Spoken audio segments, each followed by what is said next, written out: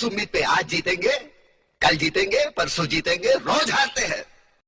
तो वैसे जनरली आग को बुझाने के लिए सबसे ज्यादा इस्तेमाल किया जाता है पानी का, और सही भी है क्योंकि अपन जैसे ही आग के ऊपर पानी डालते हैं जो आग है वो बुझ जाती है।